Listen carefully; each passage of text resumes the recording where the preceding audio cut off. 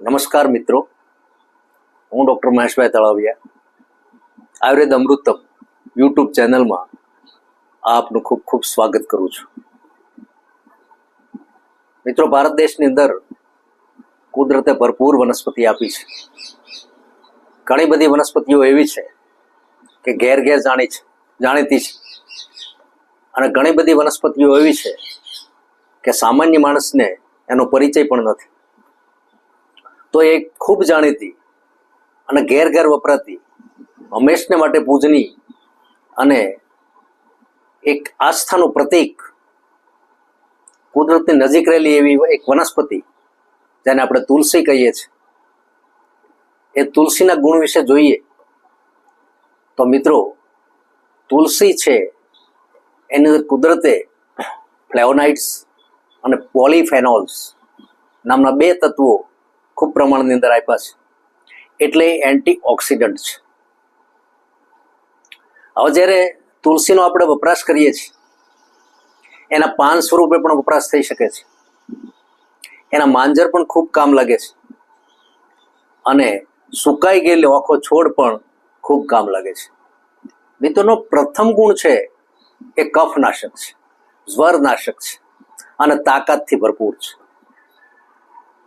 મિત્રો, સામાન્ય શરદી આપણને થઈ હોય ત્યારે તુલસીનું સેવન કરવું ખૂબ હિતાવહ છે. ઉપરોક્ત મેં જે બે દ્રવ્યો કીધા, ફ્લેવોનાઇડ્સ અને પોલીફેનોલ્સ, એને કારણે એ તમારા બોડીની અંદર, શરીરની અંદર એન્ટીઓક્સિડન્ટ ગુણ ઉત્પન્ન કરે છે અને રોગ સામે લડવાની અંદર ખૂબ તાકાત આપે છે. શરદી, ઉધરસ, દમ એટલે કે અસ્થમા, એના રોગીઓએ ખાસ લેવા જેવી ઔષધિ આ છે. જ્યારે બાળક બીમાર પડે છે ત્યારે તુલસીના લીલા પાન 20-25 અથવા તો સૂકું મિશ્રણ હોય તો 3 થી 4 ચમચી, અડધા ગ્લાસ કે પોણા ગ્લાસ પાણીની અંદર એને ઉકાળી નાખો. ઉકળતા જ્યારે ચોથો ભાગ રહે ત્યારે એને ગાળી અને એની અંદર 1 ચમચી મધ નાખી, 1 ચમચી કે અડધો ચમચી આદુનો રસ નાખી બાળકને આપો સવાર સાંજ, તો બીજી કોઈ દવા તમારે આપવી નહીં પડે. તાવ, શરદી, ઉધરસ બધું ગાયબ થઈ જશે. આખા શરીરની અંદર એ ફરે છે, લોહીને પણ સાફ કરે છે. મિત્રો, એનો બીજો ગુણ છે આમ પાચક. જે કાચો આમ એટલે કે રસવત ધાતુ, અને એની અંદર જ્યારે અપક્વ અવસ્થા થાય છે ત્યારે વિશેષ કરીને ઘણા બધા કફના રોગો થાય છે. આનું પાચન કરવા માટે અડધી ચમચી સવારે અને અડધી ચમચી સાંજે મધ સાથે જો લેવામાં આવે તો પાચન સંબંધી રોગ એ પણ નાબૂદ થાય છે. મિત્રો, તુલસીનો રસ પીવાથી કબજિયાતનો પણ ભય રહેતો નથી. તુલસી એક એવું દ્રવ્ય છે કે જે આખા શરીરમાં ખૂબ સારું કામ કરે છે. મિત્રો, મચ્છરના પ્રતિરોધ માટે આપણા ઘેરને ખૂણે ખૂણે તુલસીના રોપા ઉછેરવા જોઈએ.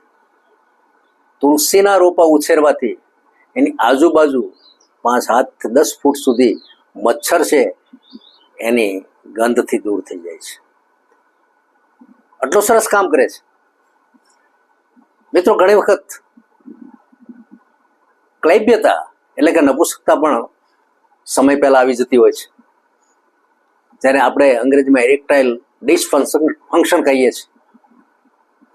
એની અંદર તુલસીના બીનું ચૂર્ણ 1 ચમચી સવારે અને 1 ચમચી સાંજે લેવામાં આવે લાંબા સમય સુધી, તો એમાંથી એ વ્યક્તિ છુટકારો પામી શકે છે. આટલું બધું સુંદર કામ છે. અને તુલસીના પાન ભગવાન વિષ્ણુને ચડે છે, અને કૃષ્ણ તો અતિ પ્રિય છે. વૃંદા પણ એક બીજું એનું નામ છે, અને આપણા દેશની અંદર વૃંદાવન શહેર પણ છે.